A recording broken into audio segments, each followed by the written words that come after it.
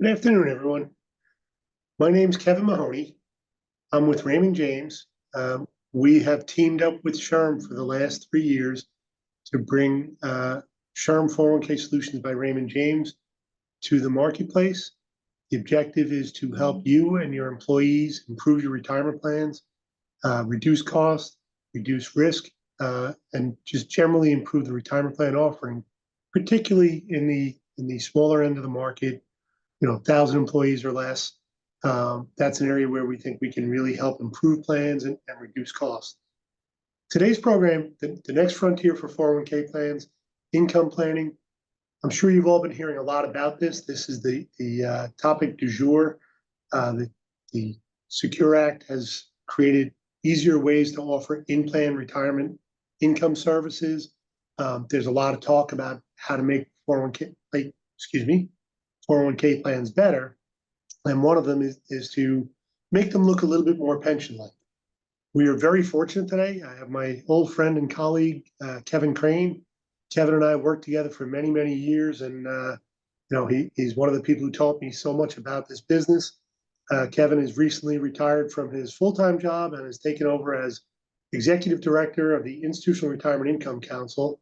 So, warm welcome for Kevin. I'm sure he can hear your applause in his own mind. Thank you, Kevin. So today, we'll talk about the evolution of retirement plans, retirement in general. Try to think about the risks that the employees face, understand the different types of income solutions that are available. Talk about the criteria to evaluate them, because that's going to be a major, major challenge for employers around the country. And then identify ways for you to help your workers support their retirement income needs, why it's important for employers to help employees retire, that the direct benefits to the organization of getting people who want to retire in a position to retire. There's a lot of information available to show why it's good for them, but it's also good for your business.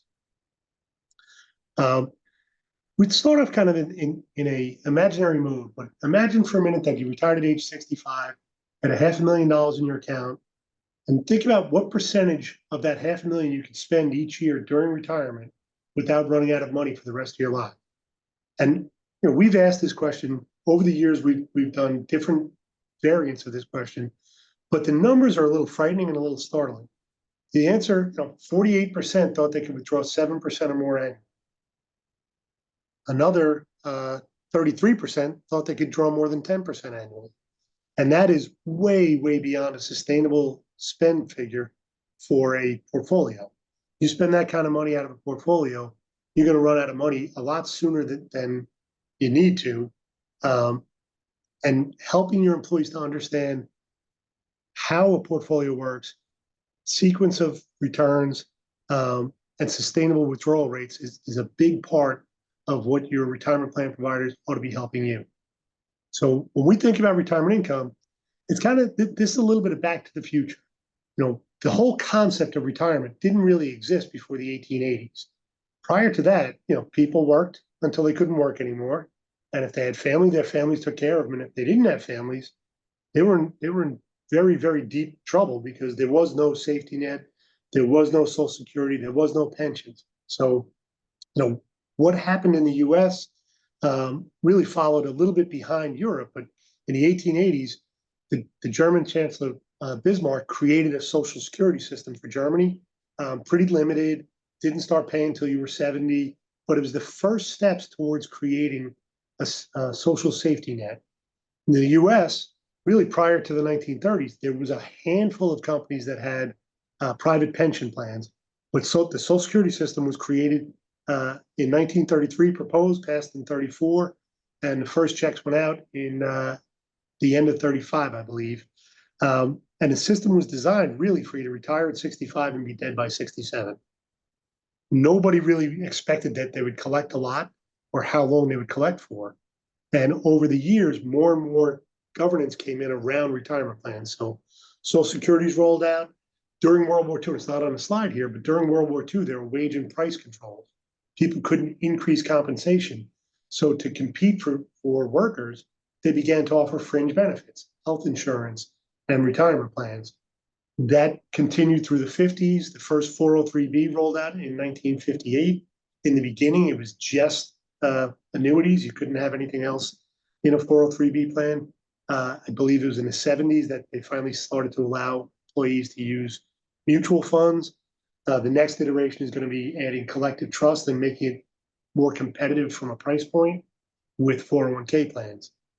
ERISA, the law that governs retirement plans, is called ERISA, Employee Retirement Income Security Act, and it was passed in response to a series of fraud.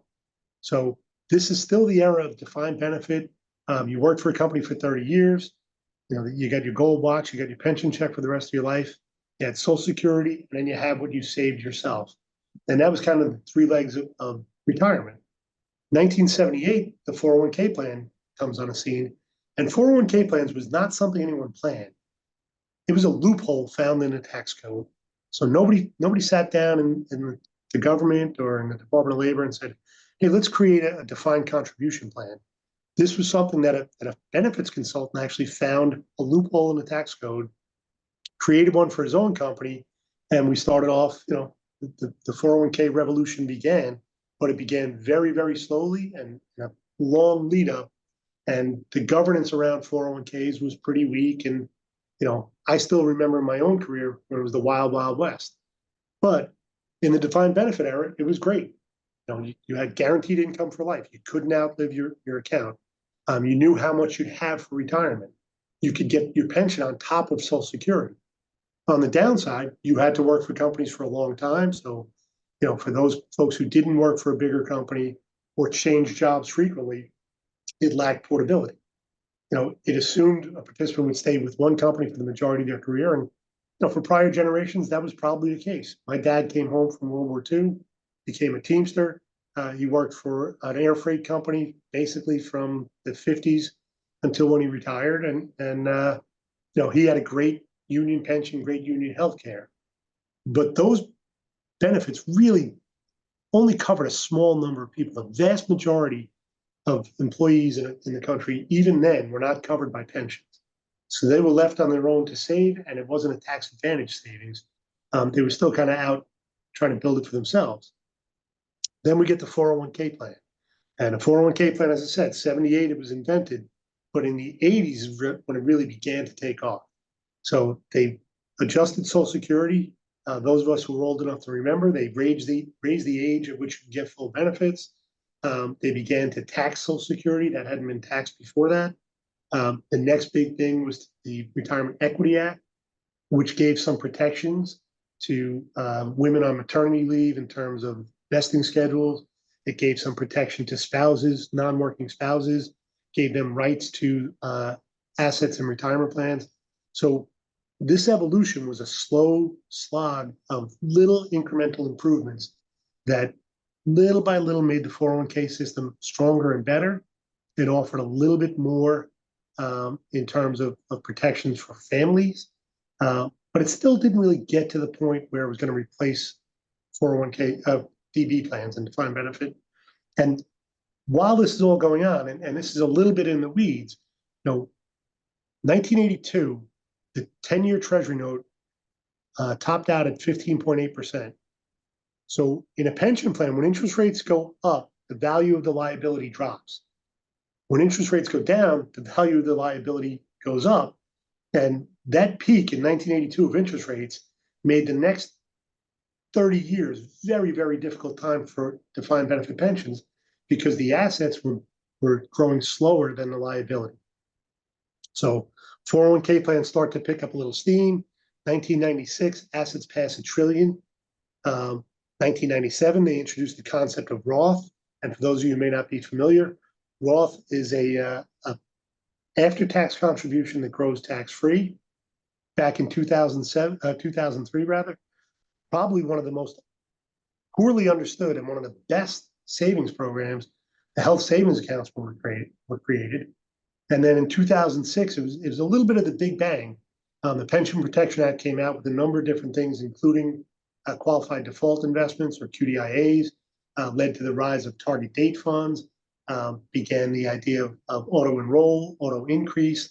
So it really was 2006 was probably the single biggest change in my career, which had begun in the 80s.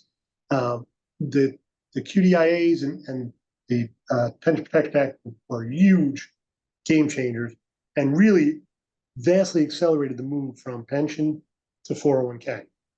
Now, good things about 401k, it encourages early savings. Now, new plans being established now have to have auto enroll, but even after 2006, auto enroll became pretty popular. Full portability, you can move your 401k, you can roll to an IRA, you can move to a new employer's plan. Very, very portable. Allows people to allocate the risk of the portfolio according to their needs. So a 20-year-old and a 60-year-old don't have to have the same portfolio in a pension plan they would. Clearly allows people to see how much and how well they're saving and allows them to project future income pretty clearly.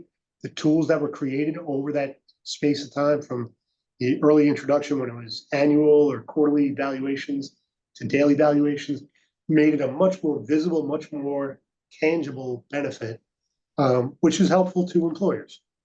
Now, the drawbacks, the 401k is great for accumulating assets, does nothing for you in spreading out that income over your retirement years. Participants don't really understand the rules about taking money out. They don't understand when they have to take it out, how they have to take it out. Sometimes, and some of you may have employees like this, but it gets viewed a little bit more like a Christmas or vacation club where money goes in and then comes out, and we refer to it as 401k or plan leakage, money coming out for non-retirement needs. And then there's no inherent guaranteed income stream. So those are all drawbacks that each little piece of that has been sort of addressed in a microcosm, different legislation, different regulation coming out to help create a better system of retirement, with more guidance from the Department of Labor, more guidance from the IRS. And every year, the Employee Benefits Security Agency comes out with more and more guidance that's really helpful. So if you're not familiar with the EBSA website, get familiar with it. It's a great tool.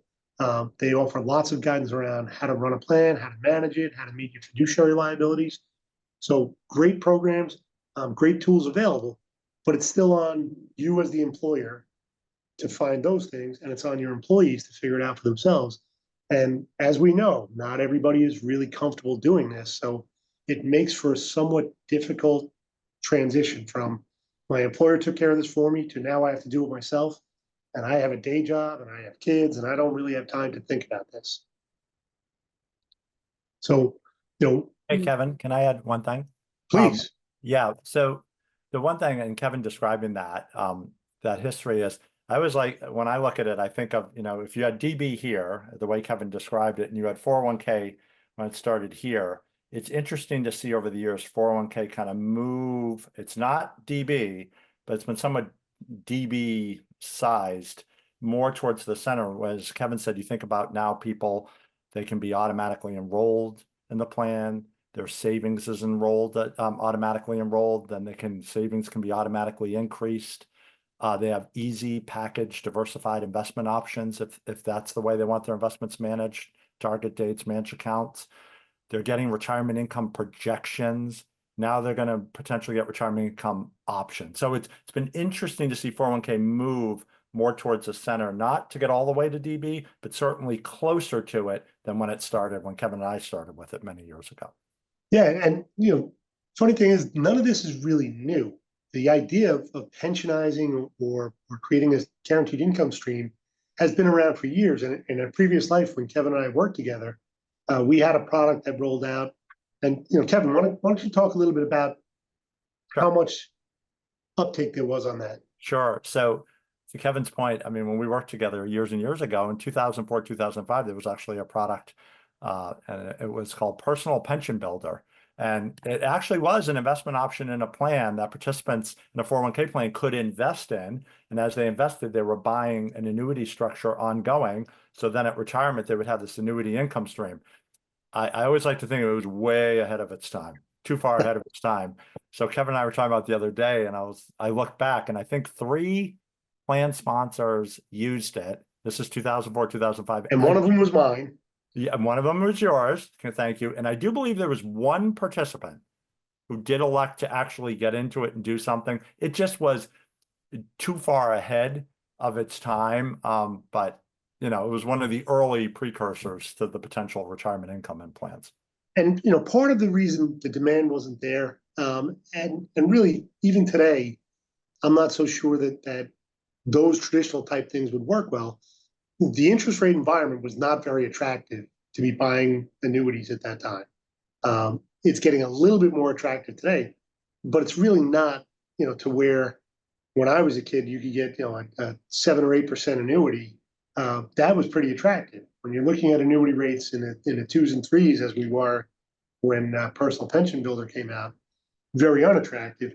And now we're starting to get to the range where it equals, or at least approximates, what a moderate spending rate out of a retirement plan would be. So we're starting to see more demand for it. Participants, when they're surveyed, 85% of them are interested in guaranteed income. They like the idea of it. They like the concept of it. And 75% of participants would rather just leave their money in a plan post-retirement.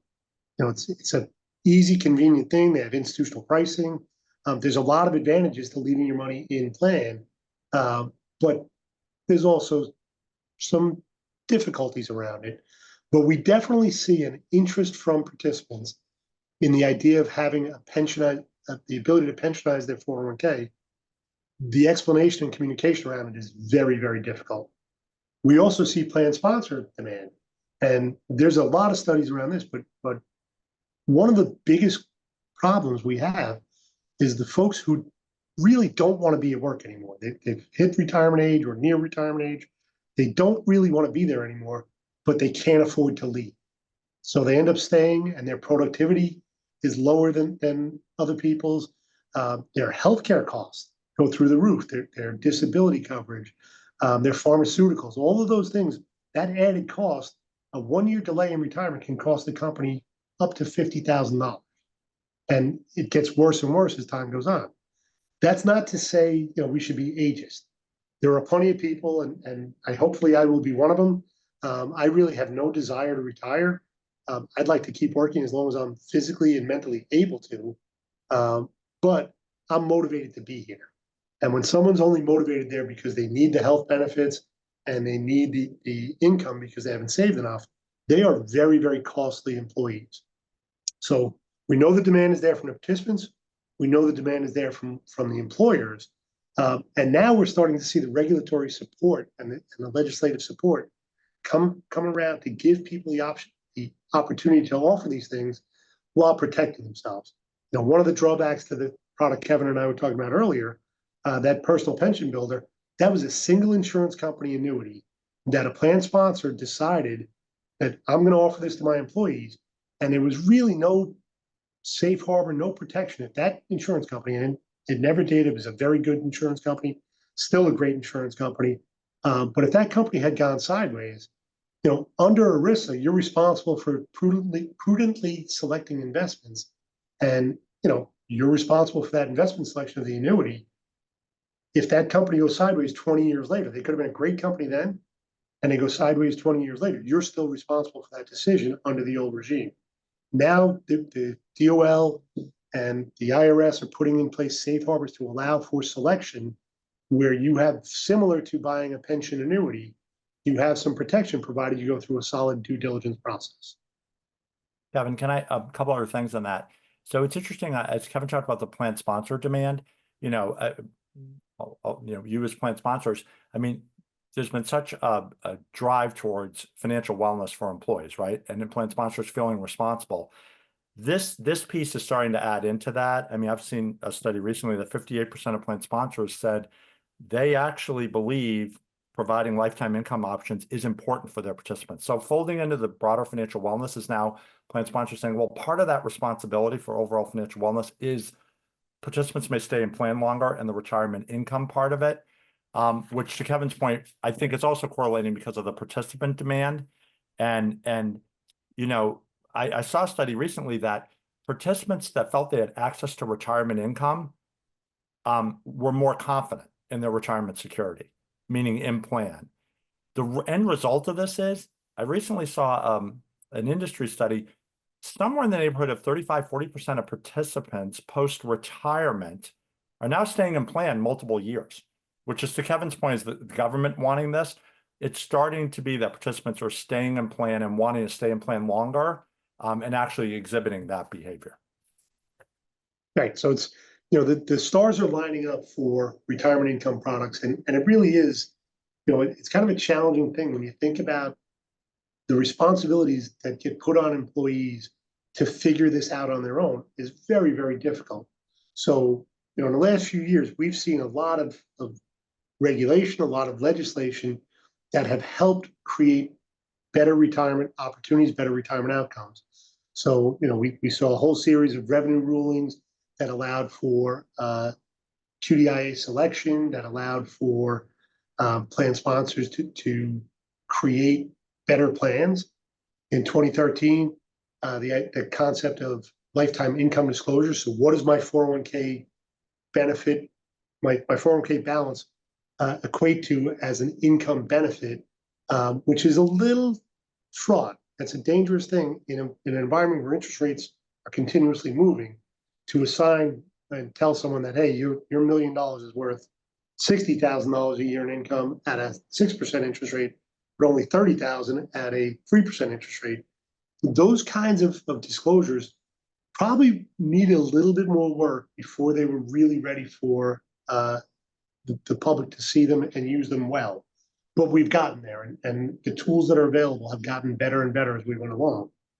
Target date funds, as I mentioned earlier, that became, when they rolled out the QDIA concept, target date funds are past $1 trillion in assets under management. Now we have Secure Act 1.0, Secure Act 2.0, and legislation is being worked on now that for a body of work that is really not very creative in naming. The working name is Secure 3.0. So you'd think they'd come up with better names for this stuff, but they are working on some legislative fixes for the prior two acts, and they're also looking to expand things like auto enroll, auto increase. And frankly, one of the things they're talking about is more of a retirement plan mandate. So there is Congressman Richie Neal of Massachusetts would like to see these state mandates get extended to a federal mandate that would require employers to offer a plan, or require employers to give employees some sort of retirement savings option. So when we think about this, we talk in terms of the 3 R's: reframing retirement risks. It's acronyms are fun. We have fun with acronyms, but really helping your employees reframe retirement into a whole new model. And I'm an old 401k guy. To me, the answer to everything is save more for retirement. But the reality is your employees don't live there. Your employees have issues today that are far more important than retirement. And now that I'm old and I've been in the business for a long time, I say everything's retirement focused. But I use myself when I do employee education. I use myself as the bad example. My first job out of school was for a carpet importer who had a 401k with a 6% match. And my older brother, who was a financial advisor already, said, you should do that. I said, I can't get that money till I'm 60 years old. If I had money for beer on Friday night or money to be down the shore with my friends, that was a great week. I wasn't thinking any further in front of me than 6 weeks. That decision not to join that retirement plan, the last time I did the math on it, it had cost me about $1 million. If I just put the money in, taken the employer match, and put it in the S&P 500 and left it alone, around 2018, 2019, that would have been worth $1 million. And I had a lot of fun on those weekends. They were great. I met my wife on one of those shore weekends, but $1 million. I look back, that could be great. So reframing financial security rather than just retirement. Understanding the retirement risks is important. What are people actually thinking about, and what should they be thinking about? Because I find very often, and Kevin, I think you have a lot of studies that your organization has done on this, but people's ladders are very, very often on the wrong wall. They're worried about the market risk, or they're worried about what the Fed's going to do, and they're not thinking about some of the real risks that they face. Yeah, and I would the other thing here too is, and this is something that I think is still evolving, is the pre-retiree part of this is really important. And I think when Kevin and I are talking pre-retiree, we're talking not, I retired at 63, so I don't mean like 3 months before I retired is a pre-retiree stage of understanding all this. really understanding it in your late 50s, mid 50s for a couple of reasons. One is for everything on this page about thinking about your future in retirement, but also, as Kevin noted, having time because there are things in the 401k system for the older generations, like catch-up contributions, things like that you could use to continue to build your balances and plan. One thing in here on all these items that is paramount, and we just wrote a paper at the council that I'm part of, as Kevin said, it's really important for commonality of information for participants and employees. And what I mean by that is retirement income projections. It's very hard for a participant or even a retiree to convert a total balance into what is a retirement income projection in the future. The good news, the government's kind of pushed that point. Statements now include it, digital web tools include it.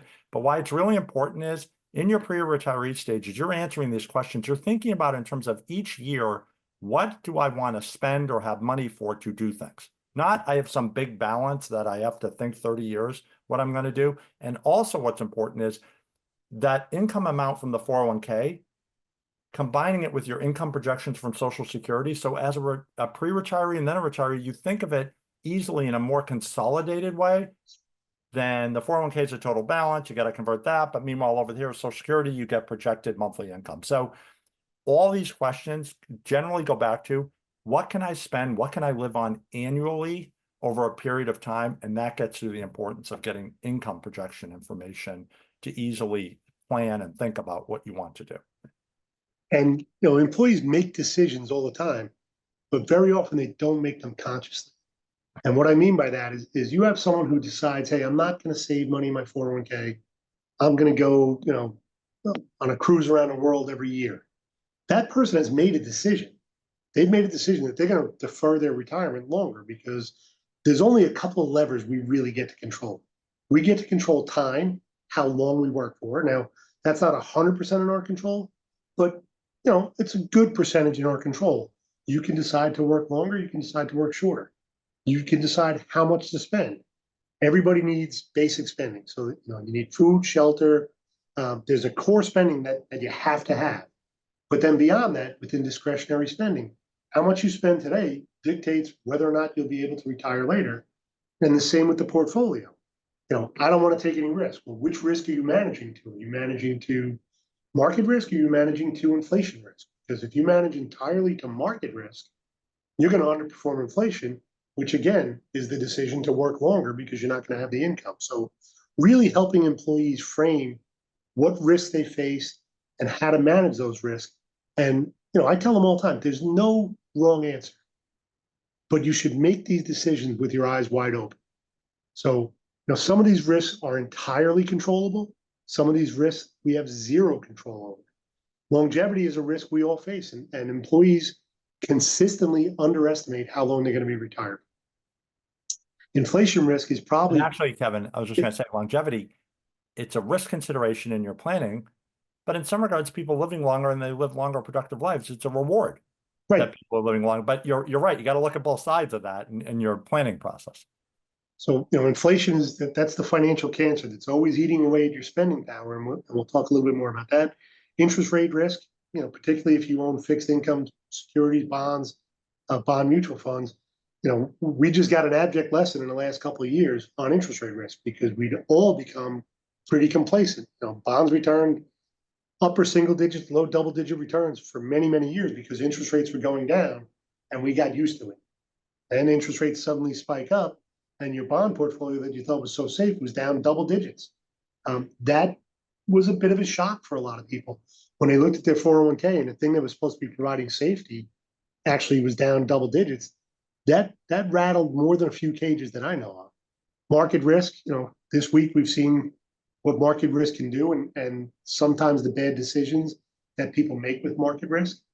Legacy risk, what are you going to leave behind? What do you want to have happen with it when you leave it behind? Do you want to kind of keep handcuffs on money going to your children or to your favorite charity? And this one is another one that's very poorly misunderstood, the withdrawal rate risk. How much you spend down from a portfolio because people are conditioned to believe that market average returns equals annual returns, and it doesn't, not even close. So market returns are very, very variable.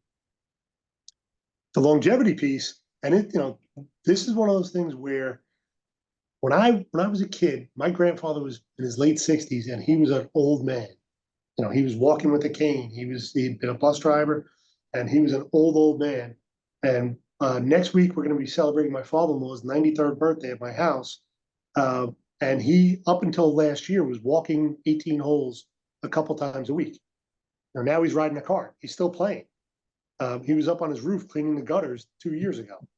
He's turning 93. So the chance of living longer is pretty high. So for a single male, 87 to 93, 50 to 25% chance.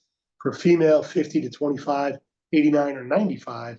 And for a married couple, 93 to 97. And the likelihood that somebody makes 100, and the likelihood that any of you know someone who's over 100 already, is pretty high.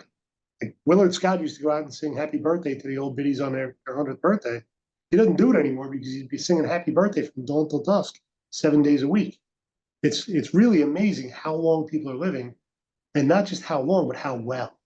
So, that longevity risk is real, and it's big.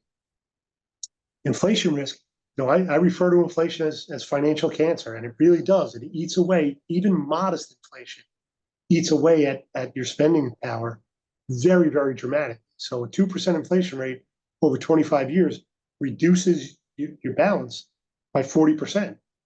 Your spendable lifestyle gets reduced by 40% at a 2% inflation rate in a static portfolio with no return. Asset allocation, people think as I get older, I'm going to go all bonds, and you can't. There was a time maybe when you could have done it if you bought long bonds and were very, very lucky. But the reality is, if we're living into our 80s and 90s and we're stopping work in our 60s, you still have to have an allocation to equities. Inflation is going to eat up 3%. And when we talk about inflation, this is another thing people don't really understand. But inflation means different things to different people depending on your where you are in your life cycle. What I mean by that, my kids are in their 20s and 30s, tricking out their first homes and buying TVs and stuff like that. And their cost of living is actually going down on those things. My father-in-law, all he spends his money on is shelter. He pays his property tax, healthcare, and groceries. His inflation rate is much, much higher than my kids. So the inflation rate, as published, probably understates inflation for older people and overstates inflation for younger people, at least in the last 10, 15 years. So an allocation to equities is really important for your portfolio, and understanding the risk that entails and how to manage through that is also important.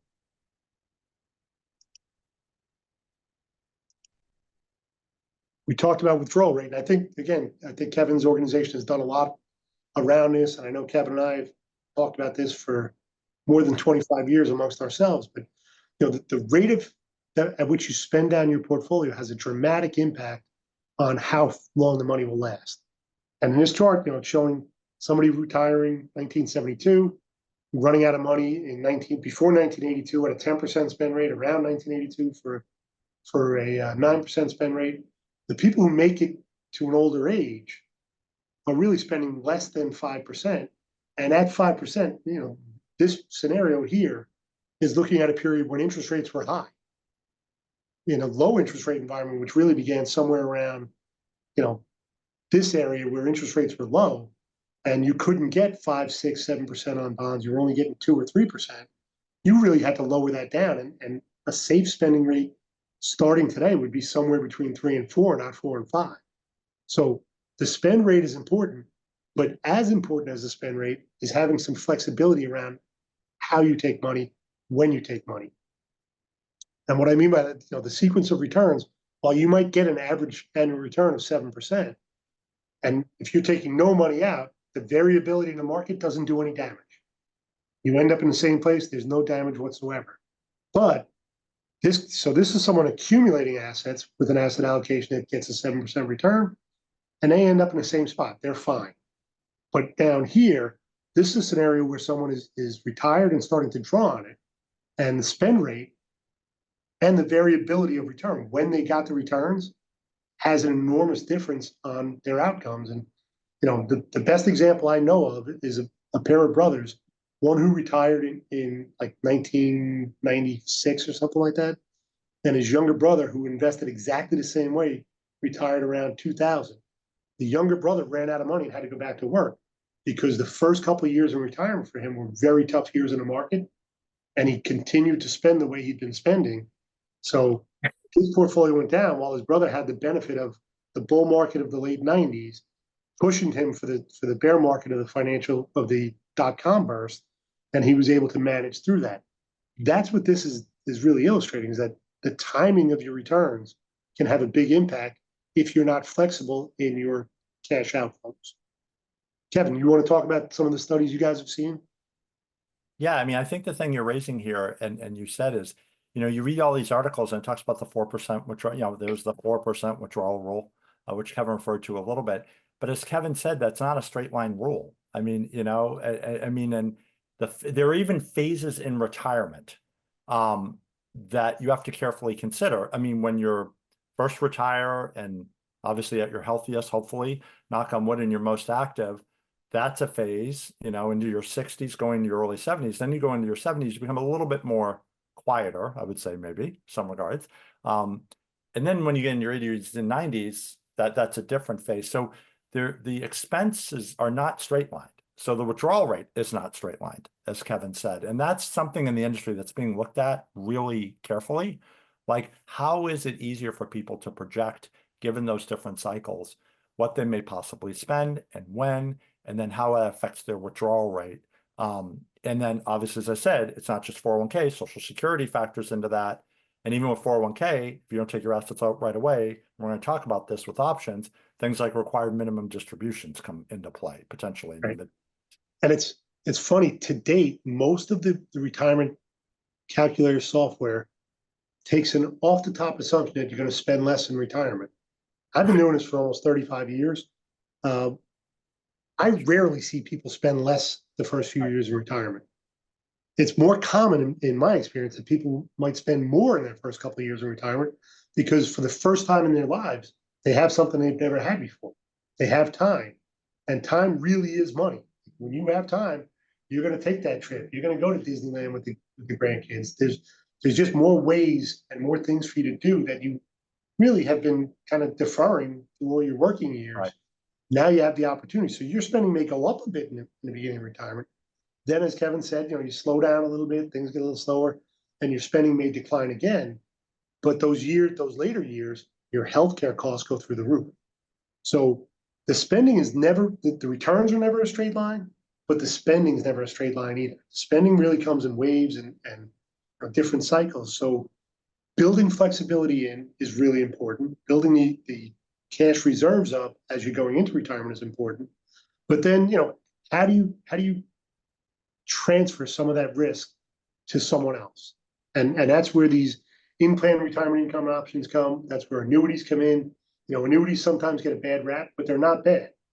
Annuities, like saying an annuity is bad is like saying a hammer is bad. If you're looking for guaranteed income, annuities can be very appropriate.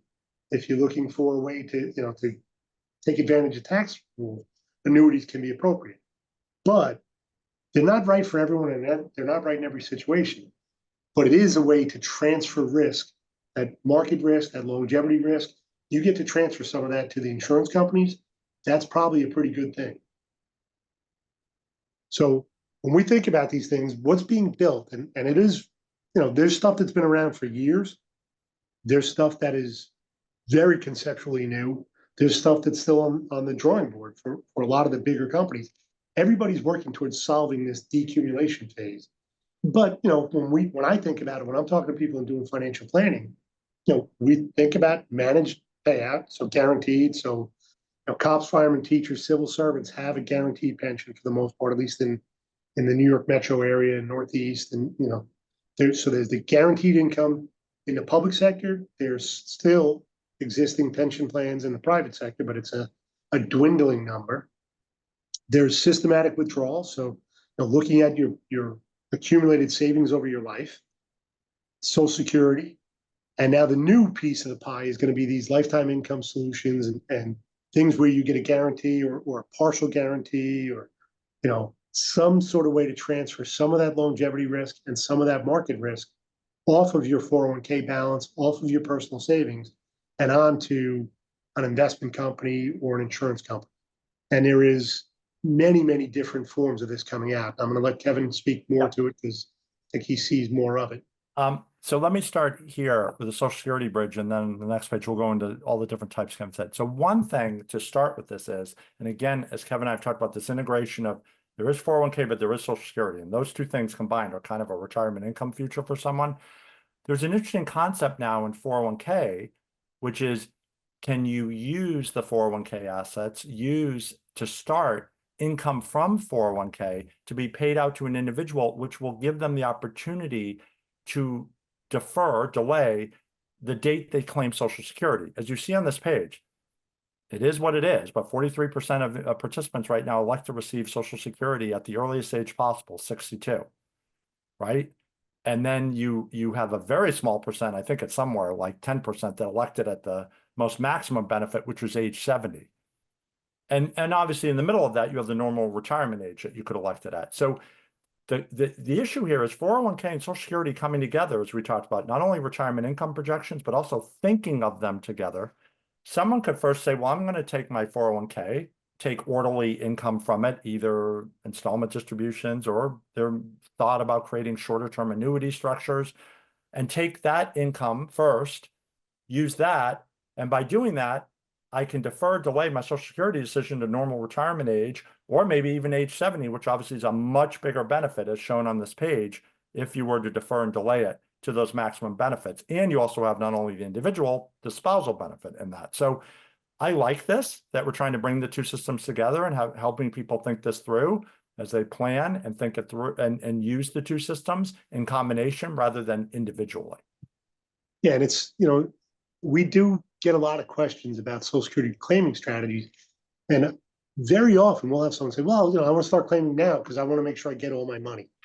And, you think about, like, people don't want to leave any money on the table. And I always kind of take the opposite approach. I'm like, you've paid into Social Security all these years. You're going to get a benefit from Social Security. And despite what the politicians say, Social Security is going to be reformed at some point in the next 10 years. There's going to be some sort of change to Social Security that will impact younger employees much more so than older employees. But that is inevitable. It's going to have to happen. But as people think about this, I try to counsel people to not worry about getting the most money out of Social Security. The goal here is not to get the most money, it's to live the best.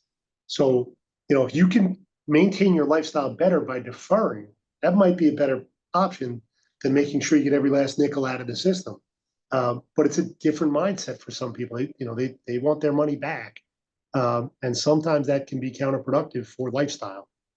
And Social Security is an somewhat inflation protected. Yes. Yep. Structure, somewhat. I mean, it's not a perfect science, but to Kevin's point here, it's one of the systems that at least have some hedge on the risk. On here, so to Kevin's point, he said earlier, the good news in the 401k industry that you're all part of is there are plenty of solutions being created now for in-plan retirement income.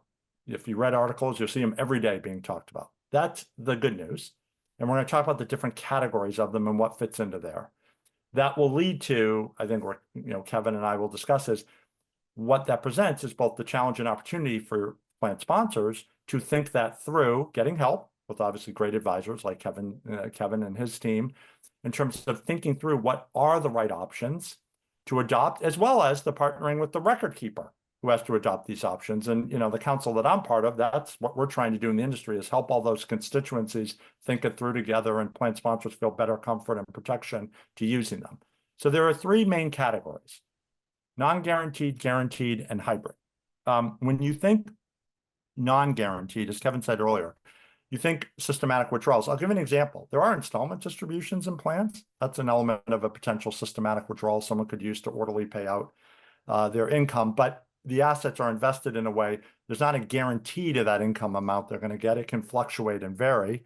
As Kevin said earlier, they're managed payout funds in terms of, for example, a managed account could have a retirement paycheck feature, not an annuity structure, but some sort of installment retirement paycheck feature that pays out orderly an amount over a period of time, likely those part of the assets more conservatively invested. But again, it's not a guaranteed amount. So with the non-guaranteed, yes, you'll get income somewhat orderly, but you could get fluctuations in terms of how your assets go long-term in terms of what the amounts are. Guaranteed solutions get into all the annuity type structures.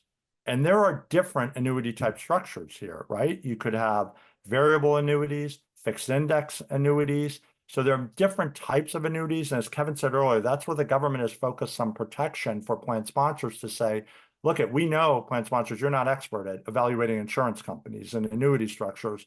We want to give you help to get comfort that there's some protection about how you would evaluate an annuity option in plan. Or when I say annuity options, there are also situations where plan sponsors are saying with their record keeper, there's an annuity supermarket. So the participant can elect to say, well, I'm going to leave the plan and take my monies, but now I have an ability to have consultations to look at annuities that the plan is sponsoring and pick an annuity for myself ongoing to get income paid out. So, but in the guaranteed structure, obviously, the amount you're getting is very predictable and guaranteed over the life of how that annuity works in terms of the amount that's being given to the person. And Kevin, even some of the guaranteed solutions, like, Prudential had this, I don't know if it'll stay with Empower, but they had one where you basically got a guaranteed floor, but you also got to participate in the market get an upside. So if your portfolio outperformed the guaranteed floor, your income base would rise with that. And the income base was locked in every year. So even if the market sold off, you could still get 3% or 5% or whatever the spend rate was based on your high watermark, not the post sell-off target. Now, the third category is where I think a lot of attention's being focused. And, again, with kind of my counsel hat on, if I were to make a prediction for in-plan, I think these hybrid structures, watch them carefully. They're going to get a lot of tailwinds. And why? So in the hybrid structure, think, as Kevin said earlier, you could have a target date structure. You could have a managed account structure. You could have an asset allocation portfolio structure. And in that case, what you're saying is you have a target date. Within the target date is an annuity feature. By the way, does not mean the participants absolutely does not mean the participants dedicating all their assets right into that annuity structure. As they age, as they go along, a portion of the assets can go into the annuity structure. And then as they post-retirement, they have an annuity stream from that target date. They could still, as a retiree, have a part of the target date more diversified and invested. There's also hybrid managed accounts, same philosophy. A managed account that within the managed account investment allocation structure is the ability for an annuity and an investment in an annuity. Could be investment actually ongoing, could be investment at point of retirement and accumulation ending. Why I'm saying these hybrids are interesting to watch is they combine a number of factors together in terms of comfort.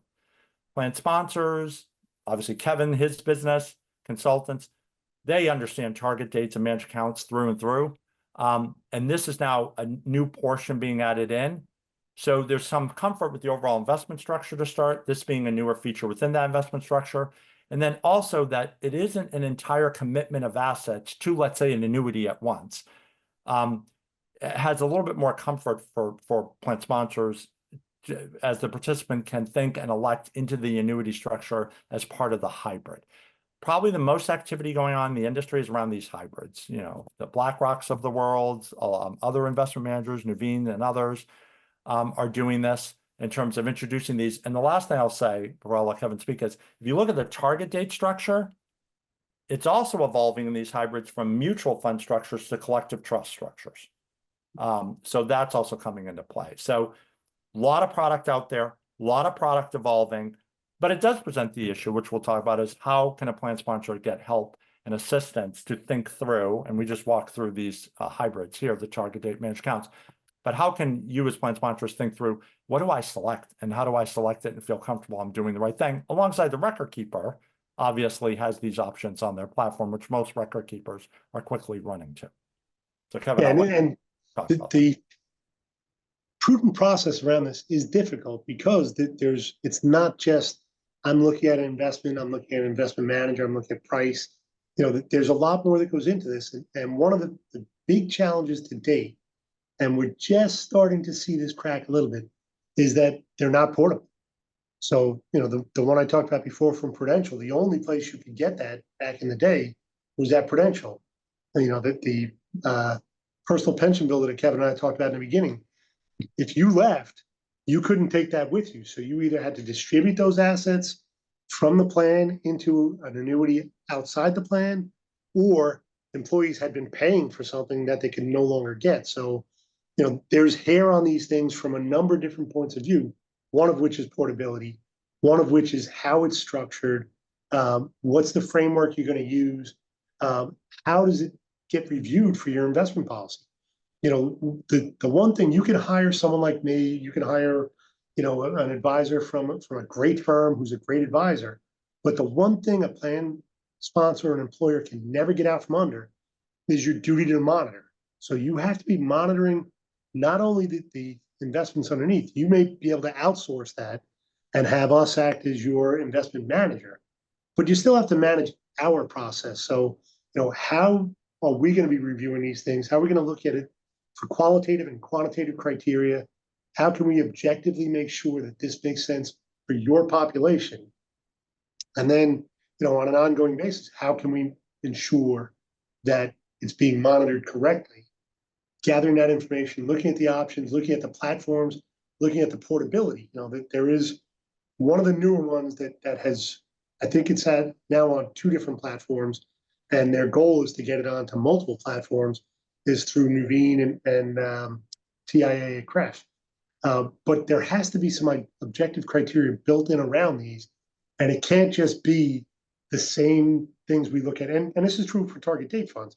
You have to have a more extensive due diligence process around your QDIA selection than you do versus your core bond fund or your large cap growth fund, because there is more moving parts to these things.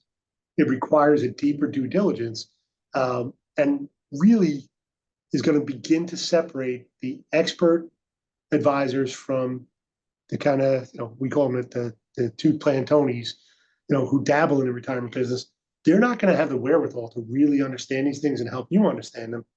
And I would argue that for most plan sponsors, outside of very, very large organizations, if you have someone who is a HR department of 1 or an HR department of 10, and you're doing multiple things, there is just too much here to leave yourselves open to the risk on this. And it's a little bit of an advertisement for advisors, not necessarily for me in particular, but this is a deeper due diligence process required to make sure that you are staying on track with these things. And Kevin, I'll add one quick thing. I was recently speaking at a conference. It was a conference of plan sponsors. And to Kevin's point, when I asked the plan sponsors, do you feel a responsibility now to help participants post-retirement stay in plan retirement income? They were all very excited and said yes. But to Kevin's point, when we then kind of talked to them about, well, what are you doing right now? They honestly were saying we're thinking, but we're a little bit reticent about what to adopt because we want some help. We want someone alongside of them to help and think it through, much like in plan investment structures for years, they've had that. So I think this is going to be a quickly evolving, as Kevin said, advisory business model that's going to be very impactful to help plan sponsors actually then adopt what they're now feeling responsible to help their participants with solutions. So it's understanding what you're looking at, understanding how it's structured, understanding the good, bad, and ugly. And there will be good, bad, and ugly on every single one of these things. But it's understanding all those things. And then the most important thing is documentation. So really making an informed decision, but then being able to document how the decision was come to, what things you looked at, what were your criteria, what was your advisor's criteria for looking at this. But really, documentation is probably the single most important thing. And even then, making sure that you do it on an ongoing basis. So you need to make sure that those decisions are revisited on a regular basis and they're documented on a regular basis. When we think about it, from our team, we look at fees and expenses, we look at payment guarantees, how they're structured, who pays them. the claims paying ability of the insurance company or entity making the guarantee. How do they protect the accumulated balances? How liquid are they? What do death benefits look like?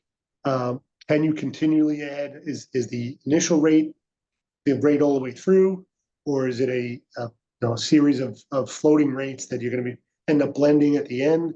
How do you explain it to the participants? And this is a challenge. Like I can tell you from using some of these tools over the years, helping the employees understand what they have and how it works is challenging.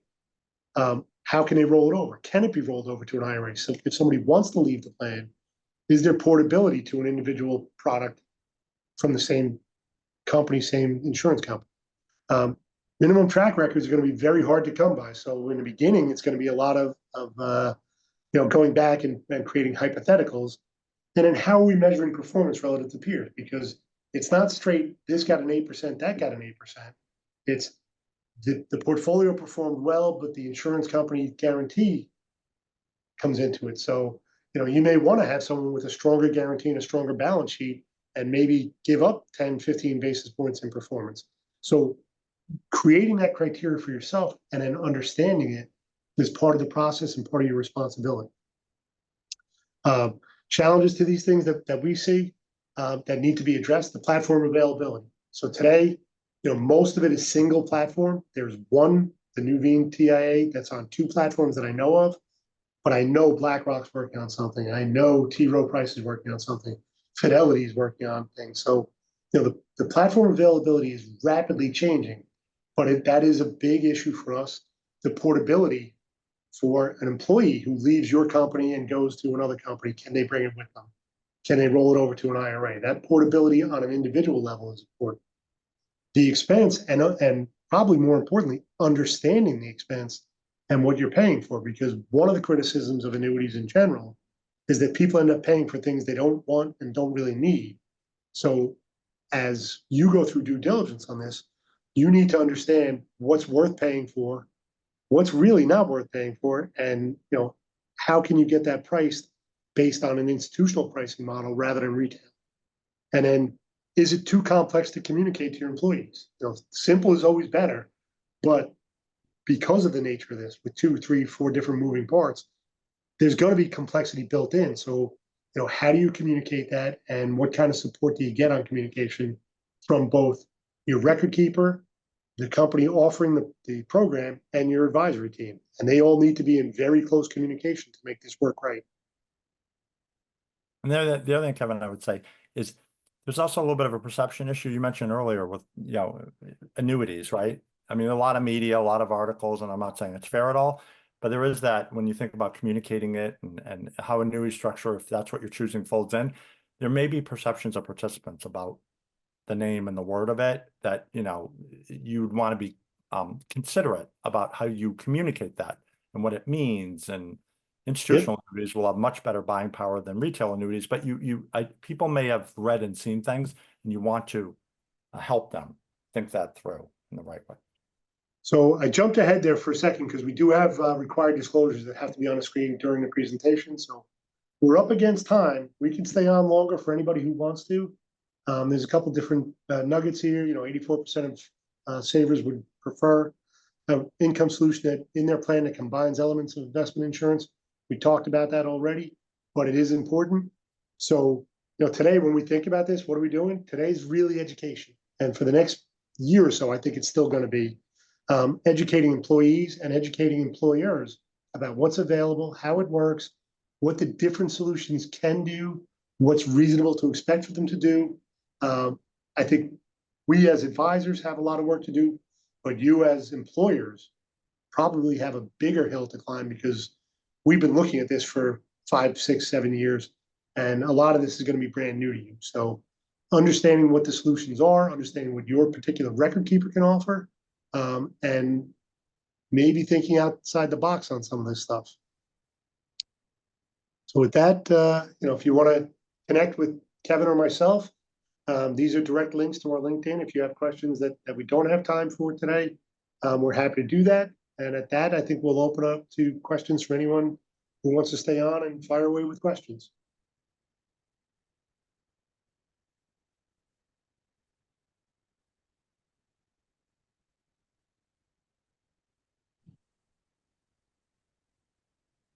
Tom, are we getting any questions in the box, or can you open it up for folks to ask questions?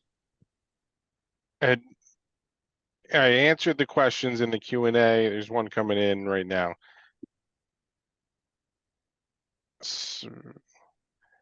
And if you're interested in asking a question live, you can raise your hand and we can unmute you.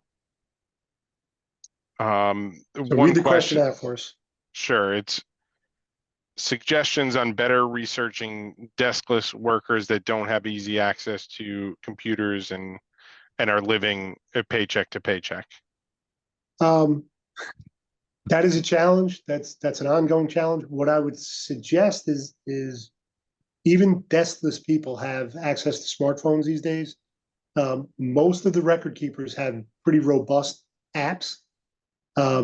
Make sure you understand the app. So, for instance, if you're at Principal or Fidelity, make sure you understand what the app's capabilities are, and make sure that the employees know that the app exists.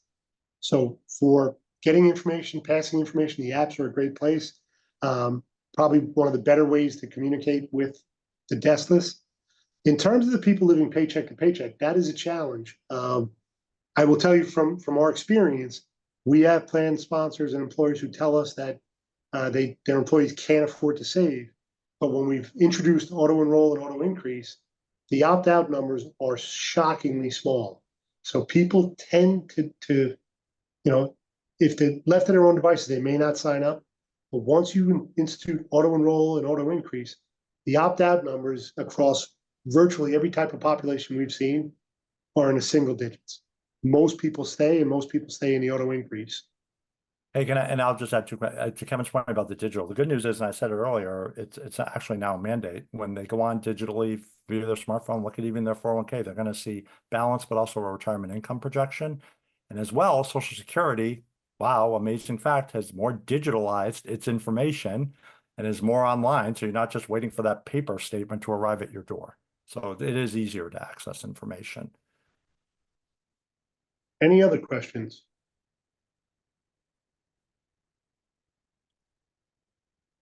So we said, if you have questions, please feel free to reach out to us.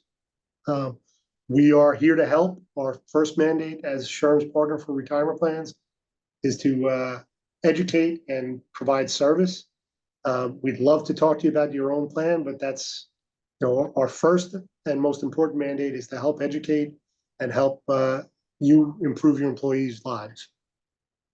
And I would say, I mean, from my regard and our council, we're trying to make sure, as I said, the industry is not only doing the right thing around retirement income, but plan sponsors feel more comfortable about it. So certainly glad if you want to reach out about how we can help more to do that in the industry, working with Kevin and others. So I would definitely love to hear your input about that. Thank you. With that, I thank you for your time and look forward to hearing from you. Thank you, Kevin. Thank you, Kevin.